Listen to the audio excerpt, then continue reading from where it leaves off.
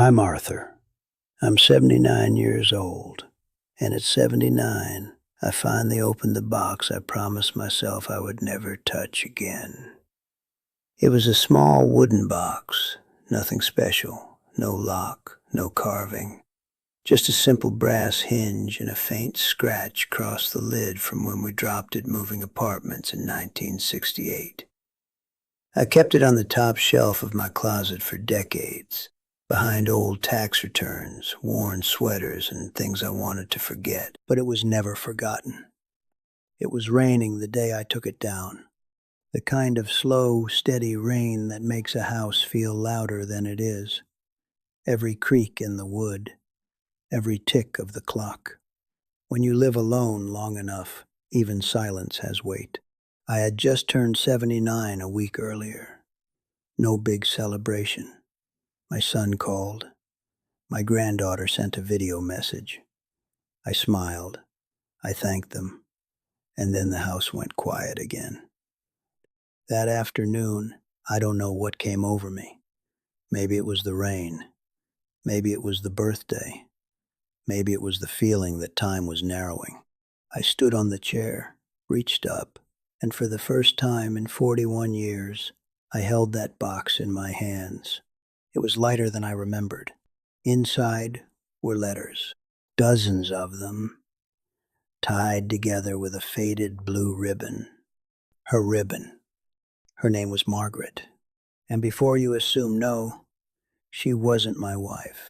She was the woman I loved before I chose ambition over her. We met when I was 24. I was working my first real job at a small accounting firm. I had 2 suits, 1 pair of good shoes, and a head full of plans. I wanted success. I wanted to prove myself. I wanted to climb. Margaret didn't care about climbing. She cared about Sunday breakfasts, about long walks, about music playing softly in the kitchen while she danced barefoot on cold tile floors. She used to tell me, "Arthur, you're always rushing, even when you're sitting still." I thought that was funny back then. The truth is, I was already halfway somewhere else. At 27, I was offered a position in another city, bigger firm, better salary. Fast track to partner, they said. It was everything I had worked for. Margaret cried when I told her. Not dramatic crying, just quiet tears that kept falling even though she tried to smile.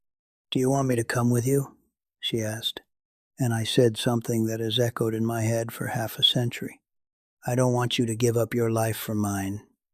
It sounded noble, mature, selfless. It wasn't. What I meant was, I don't want anything slowing me down. She wrote to me for the first few months after I moved. The first letter was hopeful. She talked about how strange it felt not seeing me at the cafe on Saturdays. She said she believed in me. The second letter asked if I was eating properly. The third one felt different, less certain. The fourth said she had been offered a teaching position in another state. And the last one was only 3 sentences. "I hope you find what you're looking for. I hope it's worth it. I will always care about you, but I can't wait in the doorway forever."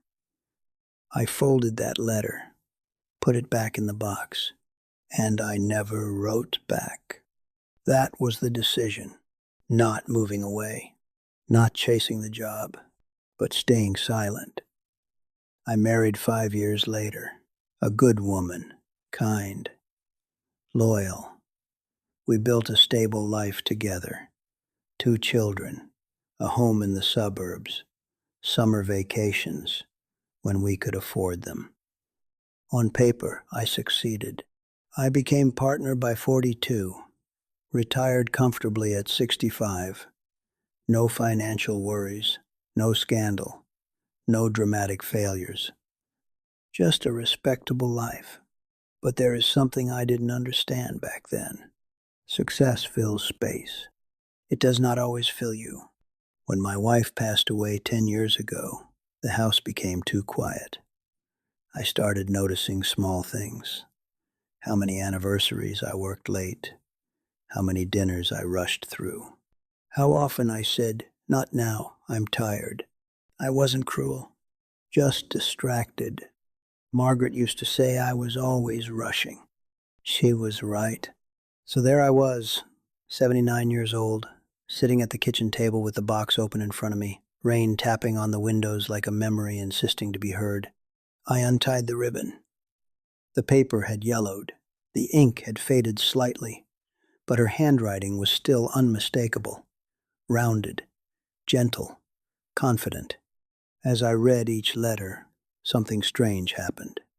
I didn't just remember her, I remembered myself.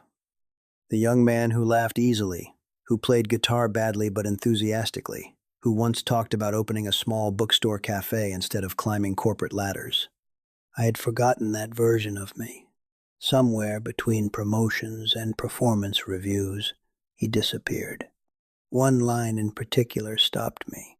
From her second letter, "Arthur, I hope you don't become someone who measures his life only in numbers." I put the letter down and stared at the wall for a long time, because that's exactly what I did.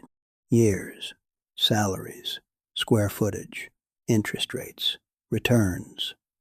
I measured everything, except moments. The rain grew heavier that afternoon.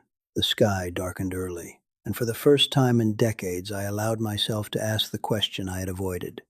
Was it worth it? Here is the honest answer from a 9-year-old man with nothing left to prove. Ambition is not wrong. Working hard is not wrong. Providing for your family is not wrong. But when ambition becomes your identity, it quietly steals the rest of you. I thought choosing my career meant I was being responsible. What I was really choosing was control. Love requires risk. Career advancement often rewards certainty. I chose certainty, and certainty is safe, but it can also be lonely. I don't know what would have happened if I had stayed. Maybe Margaret and I would have struggled. Maybe we would have argued about money. Maybe we would have divorced. Or maybe we would have grown old arguing about silly things in a small kitchen, still dancing barefoot on cold tiles. I will never know. And that not the lost romance is the part that lingers, the unknown life. When you are young, you believe you can always circle back, that there will be another chance to say what you meant to say. But life does not circle back. It moves forward, quietly, relentlessly. By the time you look up, decades have passed. That rainy afternoon, I did something small but significant. I wrote a letter, not to rekindle anything, not to apologize expecting forgiveness. I don't even know if Margaret is still alive. I wrote to thank her for loving me when I was too restless to understand it, for seeing who I was before I became who I thought I needed to be. I don't know if the letter will reach her. I found an address through an old mutual friend. It may come back unopened. That's all right. Some letters are not about response. They are about release. I put her letters back in the box, but I didn't return the box to the top shelf. It sits now on my desk, not as a shrine to regret, but as a reminder. If you are listening to me and you are still in the middle of your life, still choosing, still deciding, I will not tell you to abandon your dreams. Just don't abandon yourself in the process. Do not stay silent when something matters. Do not assume love will wait politely while you build your resume. And do not measure your life only in numbers. Because one day, you may find yourself at 79, sitting in a quiet house, holding a box that weighs far less than the years it carries. And you will realize the single decision that shaped your life was not the job you took. It was the letter you never answered. I'm Arthur, and it took me 41 years to open that box. I hope it doesn't take you that long.